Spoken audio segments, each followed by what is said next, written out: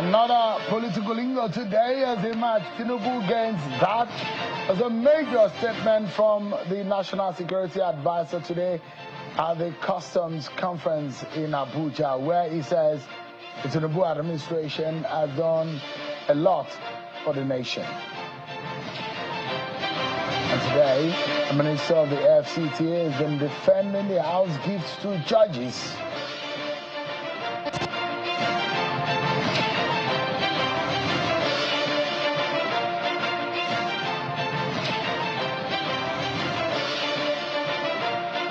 Hello everyone, welcome to the program. This is Politics Today, live on Channels Television. I'm Sean Kimale in Abuja. Let's bring you up to speed with what we've been following for you today. As far as governance, politics, and policy issues are concerned, we begin from the state capital here in the FCT, where the nation's capital, that is, where the National Security Advisor, Malam Nuhu Rabadu, was representing, he represented President Bola Tinubu at the Customs Conference in Abuja. And according to him, there's a whole lot to appraise about the Tinubu government's performance, especially how he described the government performance and the efforts of this administration as Tinubu gains. He talked about issues of security, fight against corruption, custom performance, and he also mentioned how the Tinubu government, according to him, has sanitized the security agencies and how they've unified and given some kind of support to the security agencies. Take a listen to what the National Security Advisor, Nuhu Rabadu, said earlier today. We are beginning to see the gains, what we call Tinubu gains. Hundreds of bandits are killed today, every day. Tinubu gains. You move everywhere in our own country today, free of fear. Tinubu gains. Things are changing. These so-called Lakura or whatever you call them, they are making a mistake. Nobody ever dares Tinubu and win. Nobody. They have come at a wrong time. Nobody has ever defeated Tinubu. And you are going to be defeated, and we'll kick you out of Nigeria, one after the other. Things will change in our country, and it's already changing. Many parts of our country today is living in peace. Go to the Niger Delta, things have changed. Today, we have gotten to 1.8 million barrels of crude oil. We have not seen this for a long, long time. Tinubu gains. Beginning little by little, this welfare to the rich is stopping, is coming to an end in Nigeria. Special things going to the very rich, no more. Central bank is clean. Nobody is making one dime in our central bank, unlike up to 2023. Tinubu gains. And the Naira will be stabilized. It will be stabilized. Tinubu gains. And it's happening all over. We are just 1 year, 7 months. Let them wait and see 2025. It will happen. We will secure this country. We will fix it. It's really tragic. Assurances of wanting to fix the nation under the Tinubu government from the National Security Advisor, Nuhu Rabadu. Well, the Minister of the FCT has been defending the gift of houses and estates to members of the Judicial, especially judges here in the nation's capital. Mr. Jensen Wike today was speaking to journalists on the media chat earlier, which ended a few minutes ago. This is how he described the reasons for the Tinubu government and the FCT administration under him of providing houses when he was asked about what the perception of gifting judges such houses could mean for judgments coming from the stable of the judges. This is how Mr. Wike defended it. It was approved by Mr. President, sent to the National Assembly in 2024 budget that there should be construction of judges and justices' quarters. That they must move judges from where they are renting houses. They don't even know where they are living. where they are living among criminals who in rented houses where the landlord will say, look, you have not paid. Leave. It's embarrassing. A policy anybody should commend, Mr. President.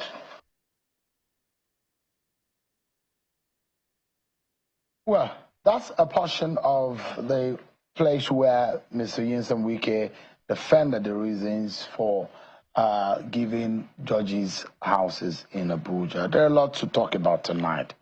But one thing that got our attention earlier, and I spoke with the man who released that statement, is the fact that when the Attorney General of the Federation spoke about prosecution of juvenile offenders in Nigeria, meaning prosecution of children in our court, the position of the Attorney General of the Federation was firmly opposed by a very senior lawyer, Mr. Femi Falana, who says that the Federal Court does not have exclusive jurisdiction to try treason and related offenses, and even if there was a reasonable suspicion that a minors committed treason, they ought to have been arraigned instead in a family court pursuant to Section 149 of the Child Rights Act. Well, that was captured in a statement released by Mr. Falana, where he titled it, "Illegality of Charging Protesters with Terrorism and Treason." Let me allow you to listen to how the Attorney General defended this decision of the federal government in prosecuting those minors. I did say that, not prejudicing what the president had said, that the president has asked that these minors should be released and their cases being quashed. But then, take a listen to what the Attorney General of the Federation, Mr. Lateef Fagbemi, Senior Advocate of Nigeria, what he said. Very compassionate. He's a father and a grandfather. If you look at what the facts in profession of the security agencies, you will marvel. But the president has come out to say, in spite of all this, I have children, I have grandchildren, if not great-grandchildren. And that was what motivated his largesse or his passion to release them and also enable them in some ways. So the credit goes to him for giving a compassionate consideration to the release, the treatment of the young chaps that were released. But let me seize this opportunity to clarify something.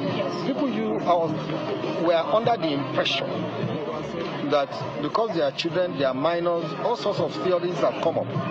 There is no law in this country which says a minor cannot be tried.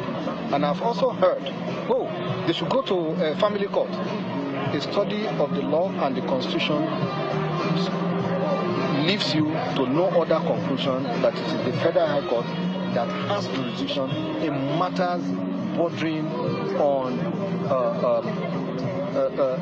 treason and allied matters. So the chapter is, but what about the situation? The president has closed the chapter by his decision to have these young men released. That is the Attorney General of the Federation there last week when he spoke. Perhaps we heard from him for the first time on that matter. But then, what happens to the future of protest? Children offenders in the country, the jurisdiction of our court in those matters. But Mr. Femi Falana is live with us here in Australia. It's good to see you physically here, Mr. Thank you Falana. very much. Thank you so much indeed for your time. Maybe before I take you to this matter, let me allow you to respond to what Minister Wike said about the decision of the government, the executive arm of government, in gifting judges houses. Do you have any reservation about such a thing? Because there are members of the bar who have criticized it. Well, I just listened to the minister, and as a senior member of the bar, in fact, as a member of the body of benchers, A live bencher. there's no provision for it under the current democratic dispensation. You know, there are three arms of government: the judicial, the executive, and the legislature. Each of them today enjoys financial autonomy. In fact, there are 3 judgments of our court, of the Federal High Court, to the effect that the judiciary is financially autonomous. When those judgments were ignored, I mean, one of them, it was my friend, Dr. Liza Bakoba SN, that got one of the judgments. The other 2 by the Judiciary Staff Union of Nigeria, Judicial. Those judgments were disobeyed. When President Buhari tried to also recognize the independence, financial autonomy of the judiciary via Executive Order 10 of 2020, yeah. Governors went to court, and the Supreme Court declared it illegal. But the National Assembly and all the state houses of assembly later amended the relevant provisions of the Constitution to the effect that Section 83, the funds of the judiciary every year at the federal level shall be passed to the NJC. For the states, the budget of the judiciary, the money will be given to the heads of court. So if you want to buy cars, if you want to build houses, they are to be carried out through the budget of the judiciary. You know, yes, I just listened to the minister. He didn't answer the question, which is to the fact that, can you give houses to judges before whom you have cases? Because justice must not only be done, but must be seen to have been done. And the people in the executive must stop embarrassing the judiciary. Now, look at the contradictions. You know, it's like the governor of Kaduna State, or Zamfara State, or Cross Rivers, or Lagos, coming to give judges, federal judges, houses in Abuja. No. The minister of the Federal Capital Territory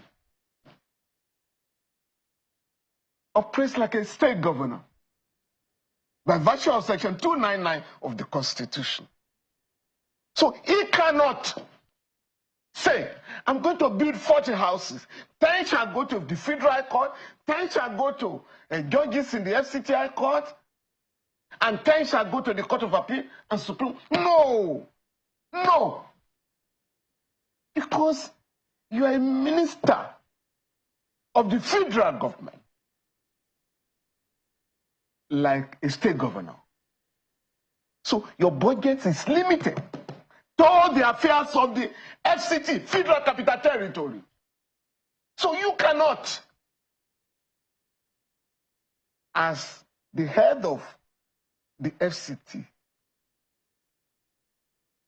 be dishing out gifts, cars, and houses to judges in the Federal High Court, in the Court of Appeal, and the Supreme Court.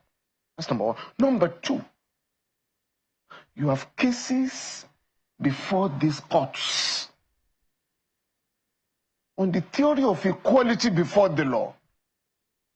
You cannot be seen to be giving cars or houses to judges who are going to determine your cases. And that is why the autonomy of the judiciary has now been constitutionalized. I do recall that last year, I mean, in 2024, what was initially budgeted for the judiciary was 160 billion. But when the National Assembly was convinced that you will need houses for judges, you will need cars for judges, and so on and so forth, the budget was increased to 345 billion naira. Almost double. So we have no business, our judges have no business, cap in hand, going to the executive to buy cars and houses for them. So we must now try to operate under the law. So under the Constitution, there's no provision for it. What about these defense, which if you look at what how the minister Nyesom Wike defended it, he said those who are agitating or those who are accusing him or alleging bias, for example, when he helped as a state governor in helping the profession about the NDA headquarters, nobody said it was bad. Seun. Just a moment, sir. When he also talked about the body of benches, the road, the street lights, the secretariat to the body of benches, and all whatnot, and even houses and cars to River State judges, he said, has he not been getting judgment against him? And he also mentioned that should we leave the judiciary or judges to be living amongst criminals, that the president has promised independence of the judiciary and welfare of the judiciary is part of it. You can't have the independence of the judiciary, right? Why you will not recognize and operate the provisions of the Constitution on financial autonomy. What that means is that the budget of the judiciary will be managed by the judiciary and not by the executive. So it's not about, oh, we bought houses for judges, oh, they gave 1 or 2 judgments against us, oh, we bought cars for them. No, that is not the issue. The issue is that the judiciary must have its own budget and manage its own budget. That is the provision of the Constitution now. So NJC should have been responsible in gifting. That is the law. That is the gifting the cars. That is what the Constitution has now provided. So in this sense now, how do you capture? Is it an offense in the eye of the law? Now, what has been done? Once we are alleging a breach of the Constitution, it's a serious matter. So if the executive wants to assist the judiciary, what is required is to go to the National Assembly. You can have a supplementary budget. We have now just discovered that the judiciary will need houses in Abuja, and then the National Assembly will so appropriate. But it is not, the Constitution did not expect that the minister of the Federal Capital Territory, like a governor of either Kogi or Ondo or Cross River State, will say, we are giving cars, we are giving houses to judges in the federal public service. No. No. There are the Constitution is saying there are rules guiding the operation and the activities of the judges. Of course. That is the rule of professional conduct for judges. Of course. Is it a breach of for sure, for them to collect? Oh, for sure. For sure. So the judges are in breach of that? You know, that is why this matter will have to be properly scrutinized and resolved in the interest of in line with the provisions of the Constitution. Judges need houses, of course. Judges need cars, of course. They need security, of course. But that will have to be provided. So, I mean, by the NJC, in line with its own budget. With respect to the states, the law, the Constitution has now said, Section 121 of the Constitution, the budget of the judiciary shall be passed, the fund shall be passed to the head of the courts. That is the chief judge. So it's the judiciary that will now manage its own budget. So in this sense, what could have been done by the presidency or the FCT would have been, NJC, we have 100 houses for your staff and judges. Take it. The NJC will then appropriate. Then say, oh. No, the National Assembly will appropriate. But the NJC will submit the budget. No, I'm saying, let's assume that the FCT ministry, the minister of the FCT says there is an estate for judges. Naturally, what in your mind, what should have been done is FCT handing over to NJC to say, give to your... Of course. Not the ministers. I will give 10 houses to you. I will give 10 houses to the FCT High Court. Should the judges return those houses and cars? I'm sure with the discussions that are going on and the controversy that has been generated, needless controversy, we just have to go to the Constitution. What does the Constitution say? So if those houses are completed, how would they be managed? It cannot be managed by the minister. Well, those houses would have to go to the agency. But there is an interesting twist to it, Mr. Falana. If you go to the court, some of the judges that will sit are the ones who are the recipients of these houses. Would they adjudicate that they should leave their own houses? You know, the danger of it. The danger of it is that a lawyer can file an application in court alleging likelihood of bias Because of the gifts of the house. Of course. It has happened before. That you are living under the roof It has happened in this country of before. my political opponent, and I cannot get justice. It has happened in this country before. In fact, there was a case, and the Supreme Court handled it very well. The Ibrahim Babangida junta was alleged to have given some Mercedes-Benz cars to Supreme Court justices, even under a military dictatorship. And many lawyers have said, no, you can't do that.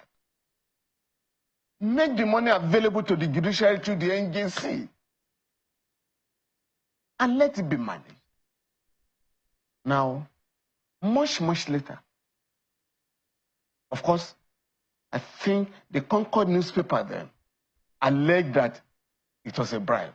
Of course, the Supreme Court justices who were affected sued for that. When the bail application of Chief M.K. Abiola got to the Supreme Court, he raised an objection that the 9 of you, my lords, who have sold the Concord owned by me, cannot preside over my matter. And in fairness to the justices, they withdrew in this country in 1995. So we mustn't go back to the era of the military. We mustn't embarrass our judges. They need houses, no doubt. They need vehicles, no doubt. They need security. But what does the Constitution say? It is that at the federal level, the National Judicial Council shall manage the funds of the judiciary. At the state level, the heads of the court shall manage the budget of the judiciary. And we must go, because you see, we're talking of Abuja.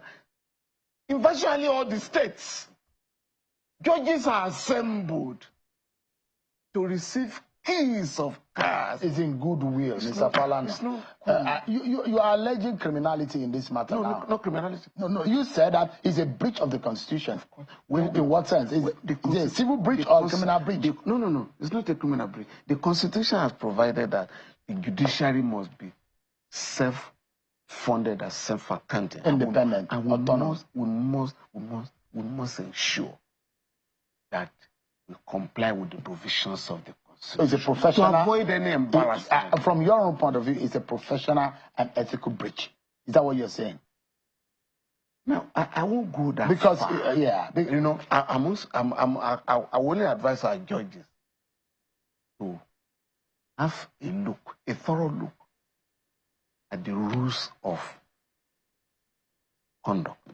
Or judicial officers. The judicial officers. We must also look at the constitutional provision, because a new budget, the president will soon submit their 2025 appropriation bill. We must ensure that we take cognizance of the needs of our judges in all the states. The governors must also comply with Section 121 of the Constitution, so that we will put this embarrassing development behind us. So, Falana, let me tell you, it's a very tricky and a very, touchy matter. There are demolition, and the Minister of the SCT has said he will continue to demolish those shanties. There are those who are alleging that maybe he's demolishing them to give it out to his friends. And he has said that how can the government look on when illegality goes on? That these places are not meant for these shanties. And I know that in Lagos, Mr. Falana, you and some civil rights activists have fought for the right of shanty dwellers to say they have rights under the law. But in this sense, is it a matter of illegality versus illegality, or a matter of how do you describe what is going on? If the guys in government, public officers are prepared to comply with the provisions of the Constitution and other relevant laws, who have this embarrassing situation where a man goes to work, the children are in school, bulldozers are sent to their house, and the building is brought down. No, it's primitive. They said they gave them, and it's alien notices. It's alien to the Urban and Regional Planning Act applicable in the FCT. The minister cannot, under the law, order the demolition of a house. No. If a house has breached the law, that is the physical, the Urban and Regional Planning law, a case will be taken to the Urban and Regional Board.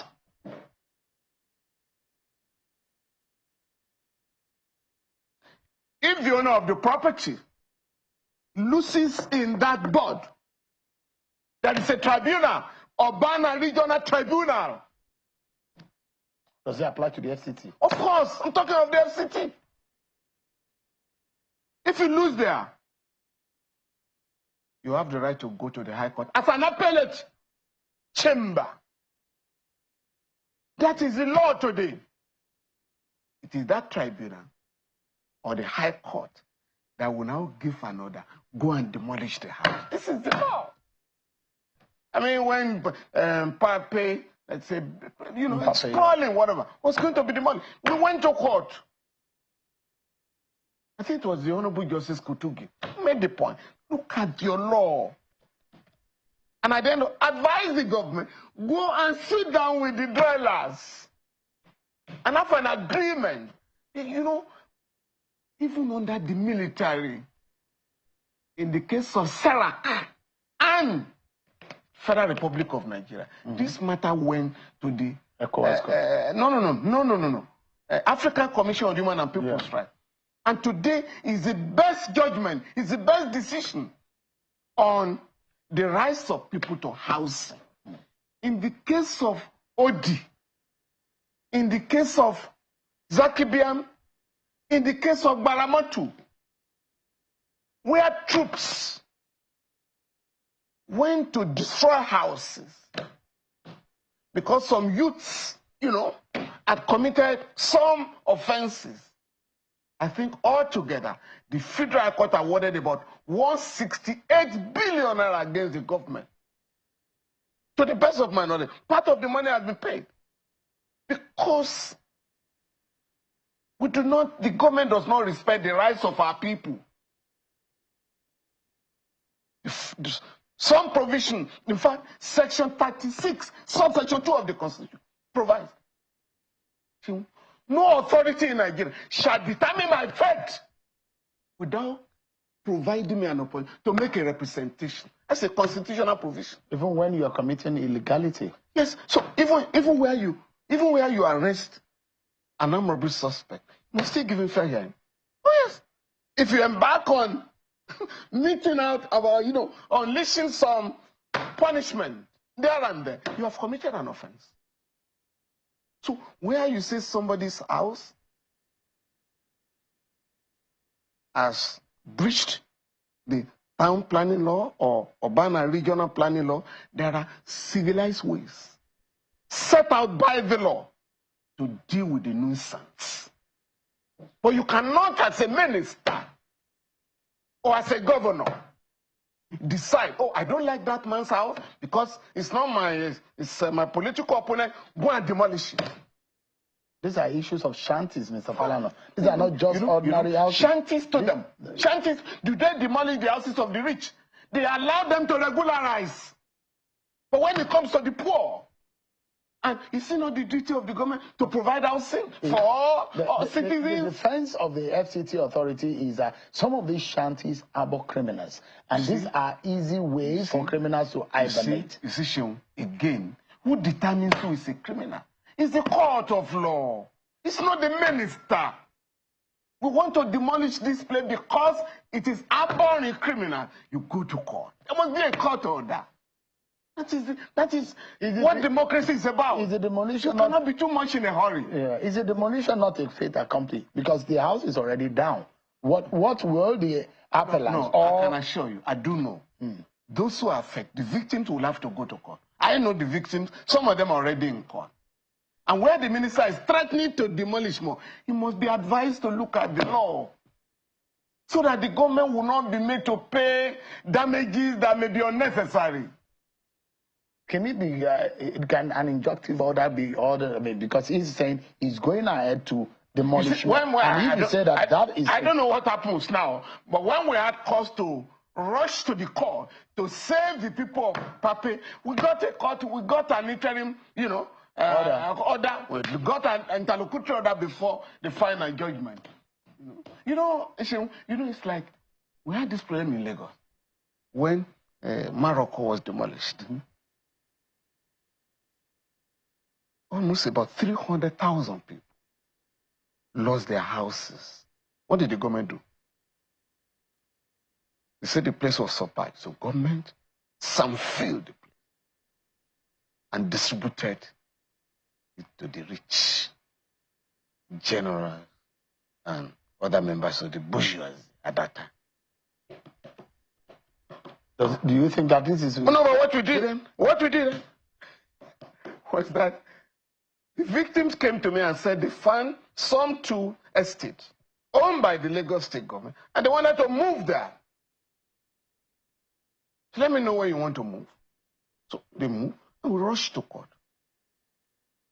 That the government cannot eject them without following the law. What is the law? But the judge said, but Mr. Falana, these are squatters. They demolished the houses of the squatters.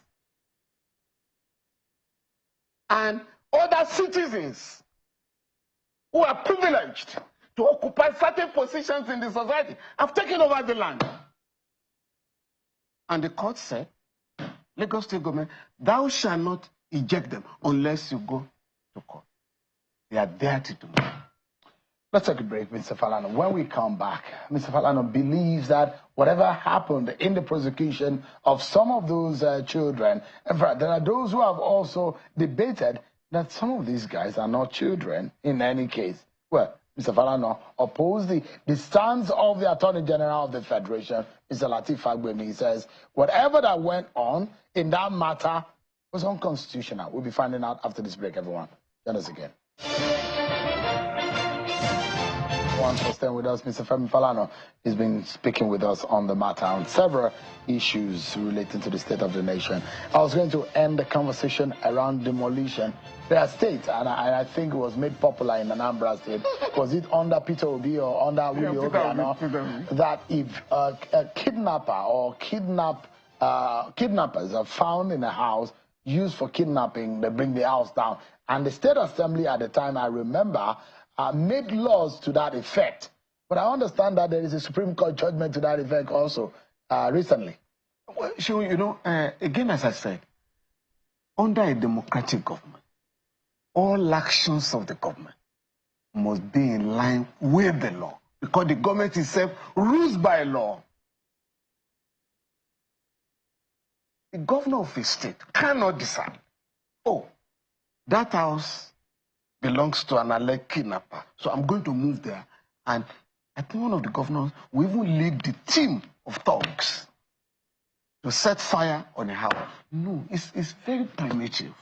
No, you can't do that in any civilized society. So the alleged kidnapper must be arrested, taken to court. It is the court, in line with the provisions of the law, that will make the order. Right? You are using this house for kidnapping, a criminal activity. The house shall be forfeited to the state. And not that the governor of a state will go and set fire on the house. No. because the government might have gotten some misleading information. And then you set fire on the house of an innocent person. The state will be penalized.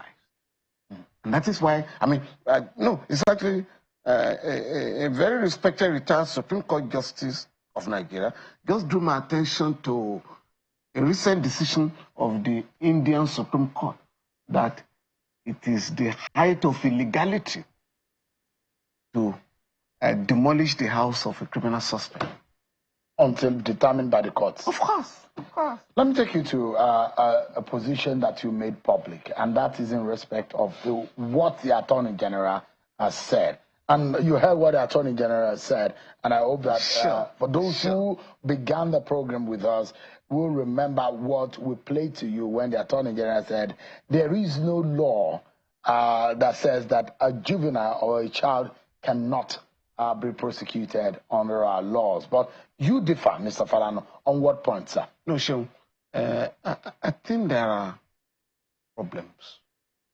You are talking of the conclusion of the Honorable Attorney General and Minister of Justice, Mr. Lateef Fagbemi. That's a conclusion. How did we get to this situation? Under the Constitution, Sections 39 and 40, Articles 9 and 10 of the African Charter, every citizen, every individual in Africa shall have the right to assemble with others and express themselves by way of meetings or rallies or demonstrations once they are peaceful. Under the current democratic dispensation, the duty of the police, when informed that a protest will take place, or a rally, or a public meeting, is to provide security, adequate security for the participants in the rally. That is Section 83, subsection 4 of the Police Establishment Act of 2020. So that is the position of the law today.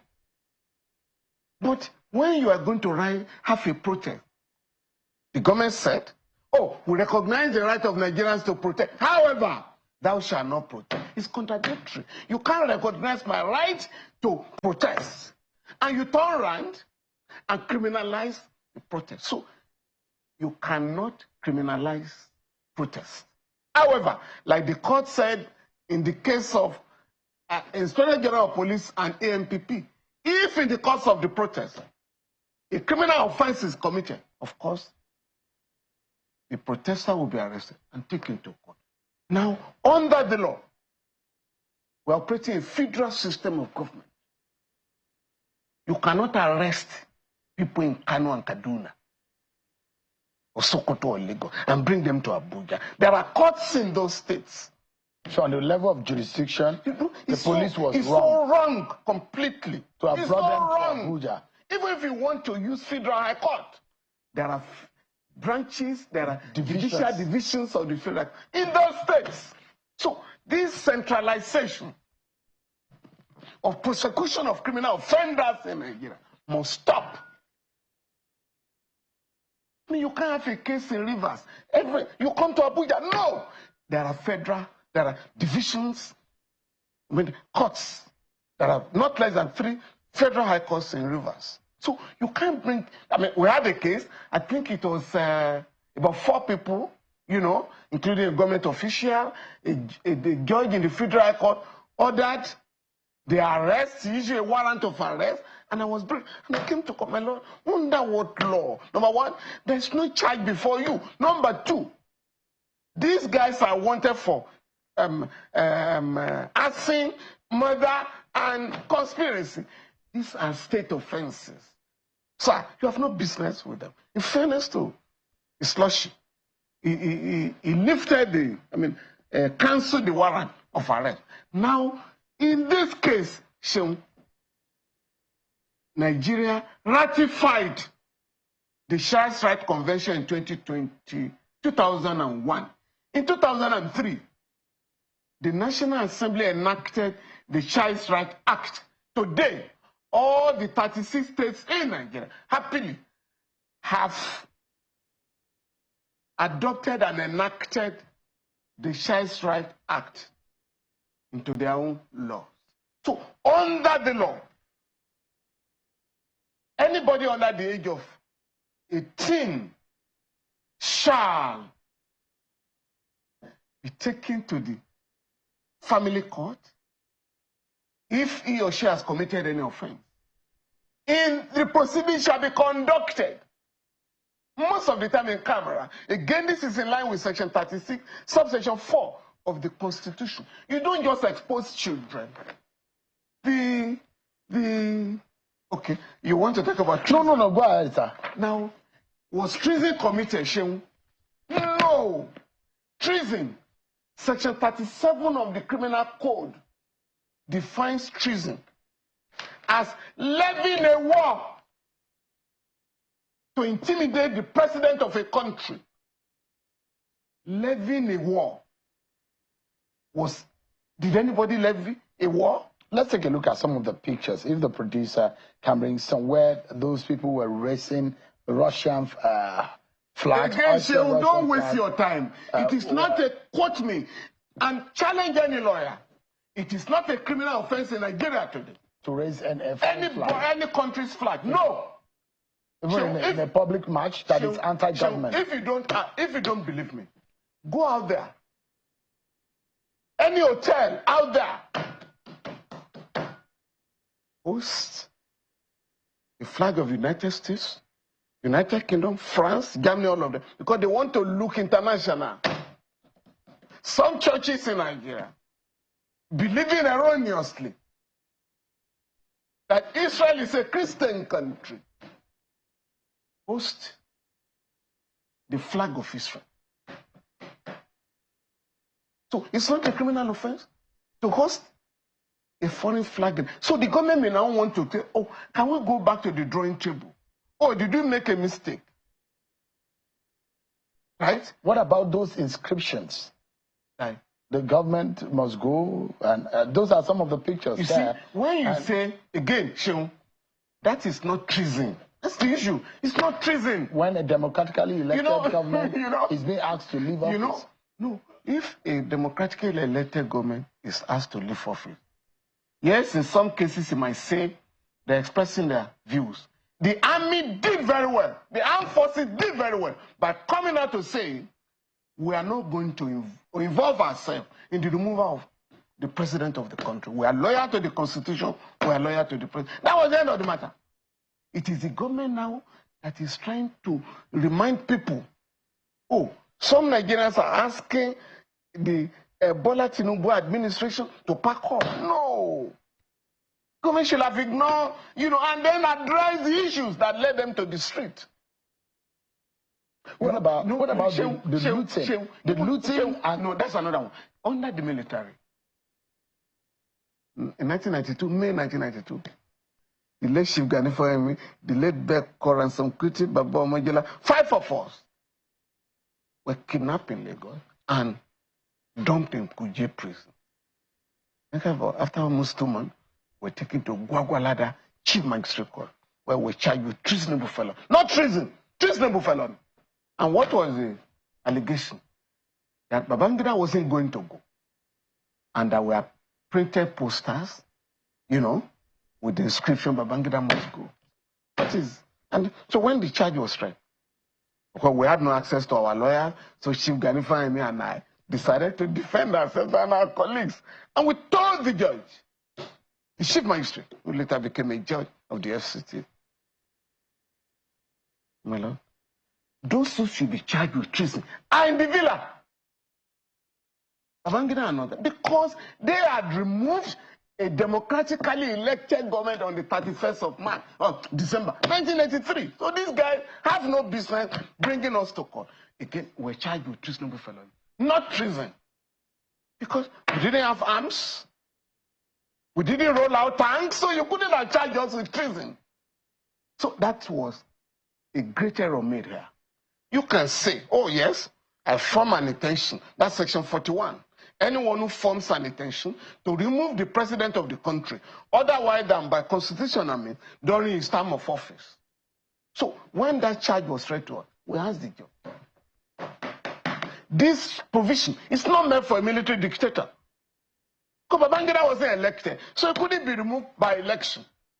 He had no fixed term of office. This law is talking of anybody who wanted to remove the president during his term of office. What about... And of course, you know what happened? Because we turned it into the trial of the junta, and the members of the junta. The government abandoned. No, we granted bail, a sum of 20,000 naira and one shot in like so. Unlike now, that judges are asking people, you know, to deposit 10 million naira or 20 million naira, and then you go and get a civil servant on level 16, which the Court of Appeal has declared illegal. So we really have to appreciate that we're operating a democratic system of... How would you have advised, Mr. Falana? Those who willful damage to property is provided for under the criminal law. So that's what the police should have charged them for. Yes, anybody caught destroying property, that's the law. No, but not treason. You could see that they went into one Kano facility. There's a federal government tech facility that was destroyed, and they were on camera. You could see them taking away. Kano state government charged 672 people in their own courts. Yes, it's not the business of Abuja. So how would you have advised the federal government, for example? What is important? What is important? Next time, right? Even if you want to charge children with treason, you have to take them to the family court. In the case of Abuja, Section 152 provides for criminal jurisdiction of the family court. So you can't take them to the high court. So you wanted to look at the Constitution. But Mr. Falana, there are those who debate, lawyers who say, you can't approach the family court on a case of treason. No. The Section 152 says all criminal offenses involving children shall be tried by the family court. And you know, yes, I listened to that. Even if Section 251, 252, no, 251 subsection 3 does not provide for exclusive jurisdiction of the federal court to try treason. They said state affair, but they now wanted to put everything before the federal court. They say the federal court shall also exercise jurisdiction, not exclusive jurisdiction. So when it comes to the state court, under each of the state has now provided for family court at the high court level and a family court at the magistrate court level. They are a judge will head one at this high court level, a high court judge will head it, and there will be two assessors. Ditto for the magistrate court. Procedurally, Mr. Falana, our laws and our criminal procedure rules state also a procedure for administration of juvenile trial, which includes also detention. There are not in prisons. Yeah, no, that's the point I'm making, Mr. Falana. The prison carries the death penalty. You cannot sentence a child to death under the law. There are those people who say that even in Abuja, there are no juvenile detention camps. There are no places to keep the children. Those are the issues the government will have to address. And this is a lesson for all of us. And for us in the human rights community, we're making certain demands. We're taking certain steps. How can Abuja not have a juvenile detention when you have a family court that could try such offense? You see, what is done by the prison management or the police, when you are ordered to keep children or minors, and you don't have the facility, you go and look for the facility, or you create one. But here, part of the problem here was that, you know, it was a litany of illegality. There are those who defended that some of these children are even voters. They are actually not minors. That's the reason. No. There are those who are debating. I'm talking of the charges filed by the government. The ages 14, 15, 16. The government said the ages. Yes, and you could see the children. Mr. Falana, because we are totally out of time, there is this matter which you have advocated for. And I heard the National Security Advisor mentioning that we are fully a member of BRICS Commission. Are you happy with that? We are not a full member. He said we are members of Nigeria is... You know, we were sitting on the fence. Nigeria is a passive member. is good. I think they call it a name. About 30 members are going to cooperate with BRICS. But we're there. We're there. But how does it make you? Because you advocated. And you said that Nigeria should see reason and the present government should see reason in being an active member as an alternative platform for global politics and economy. And this is, it looks like it's happening. It's in line with Section 19, subsection E of the Constitution, that Nigeria shall promote a new economic order, a new international economic order. That's what BRICS is about. And to challenge the dominance of the dollar. You think to challenge imperialism. You think it's a good way to go? For sure. Because countries, Nigeria and others, are going to trade among themselves, intersect in their own currencies. On a final note, Mr. Falana, do you see anything wrong in President Tinubu attending the Arab Islamic Summit on behalf of Nigeria as a secular state? In 1986, Nigeria joined the OIC, Organization of Islamic Countries Conference. And since then, Nigeria has been attending the annual conference of that body. To that extent, many of us just not bothered. But what is important is for the government of Nigeria to appreciate Section 10 of the Constitution. Which is that? Section 10. The government of Nigeria shall not adopt any religion as a state religion. You know, you can't send people to Mecca with public funds. You can't send people to Jerusalem with public funds. You cannot declare or build churches and mosques, you know, as it is done now. Because traditional religion adherents also have the right to say they want to go and worship their own God in Brazil or Cuba. So you have problems in maintaining the secular state of Nigeria. So what the president did is not an aberration and it's not against the law. But what I'm saying is that I think that meeting raises questions. All right. About the secular state of Nigeria. Mr. Falana, thank you so much indeed. Mr. Falana is the chair of the committee, ASCAP, and the senior advocate of Nigeria. Thank you so much. Thank you very much. I appreciate it. That's our show for tonight, everyone. Man, thanks for watching. I'm Sean Kimbalo. God bless Nigeria.